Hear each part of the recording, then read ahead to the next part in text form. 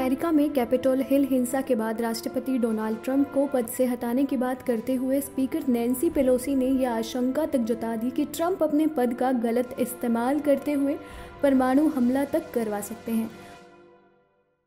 बता दें कि अमेरिका में राष्ट्रपति के पास ही परमाणु हमले के लिए कोड होता है।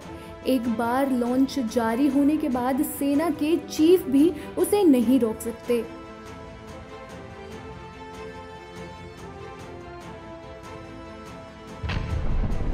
परमाणु हमला किसी भी देश की किसी दूसरे देश के साथ जंग के एक्सट्रीम हालात हैं, तो जाहिर है इसका फैसला कोई एक नहीं बल्कि सेना और संसद मिलकर लेगी। ऐसा सभी देशों के साथ है। इसके अलावा लगभग सभी देशों ने पहले परमाणु हमला ना करने की पॉलिसी बना रखी है। ये पॉलिसी हिरोशिमा नागासाकी पर अमेरिकी हमले के बाद तैयार हुई। भारत ने भी इस पर दस्तखत कर रखे हैं। वैसे अब तक दुनिया में केवल एक बार ही परमाणु हमला हुआ। जापान के हिरोशिमा नागासाकी पर हुए इस हमले का असर अब तक महसूस किया जा सकता है। दूसरी ओर हमला करने वाले देश में तब भी परमाणु हमले का अधिकार राष्ट्रपति के पास था और अब भी ये बना हुआ है।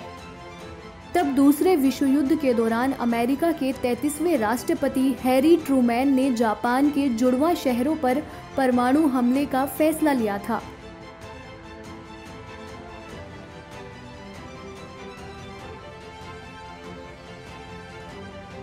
मानव इतिहास में ये पहला परमाणु हमला था। हालांकि इसके बाद से कई देशों ने खुद को परमाणु शक्ति संपन्न किया और वे तनाव बढ़ने पर दूसरे देशों को हमले की धमकी भी देते रहे, लेकिन अब तक ऐसा हुआ नहीं।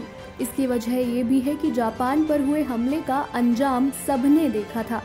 दूसरी ओर इस हमले के लिए जिम्मेदार रहे अमेरिका में हालात अब भी वही हैं। ट्रूमैन की तरह कोई भी राष्ट्रपति इस हमले का फैसला ले सकता है। असल में होता यह है कि राष्ट्रपति पद की शपथ लेने के बाद सेना प्रमुखों के साथ उसकी खुफिया मीटिंग होती है। इसी दौरान राष्ट्रपति को न्यूक्लियर कोड सौंपे जाते हैं। किसी भी मिनट राष्ट्रपति ये कोड लॉन्च कर सकता है और उसका फैसला आखिरी फैसला होगा। इसमें कोई चाहकर भी दखल नहीं दे सकता, क्योंकि राष्ट्रपति इस फैसले के लिए कानूनी तौर पर अधिकृत है।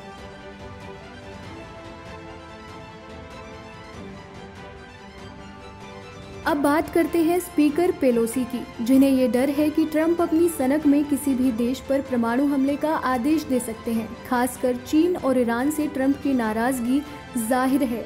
ऐसे में पेलोसी ने अमेरिकी सेना के जॉइंट चीफ ऑफ स्टाफ के चेयरमैन मार्क मिले से मुलाकात की और इस पर चर्चा करते हुए सलाह दी कि वो कोड की सुरक्षा पक्की करें। हालांकि पेलोसी का ये प्रयास बेकार है। ऐसा इसलिए है कि राष्ट्रपति को खुद कानून ऐसा अधिकार देता है और इसके लिए उसे किसी सेकंड वोट की जरूरत नहीं होती।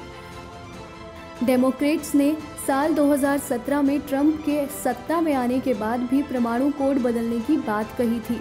उन्होंने एक बिल ड्राफ्ट किया जिसे संसद से सहमति लेने की बात कही गई। हालांकि बिल पास नहीं हो सका और अधिकार राष्ट्रपति के पास ही रहा। Presenting B News app, available on Google Play and App Store. Download it now.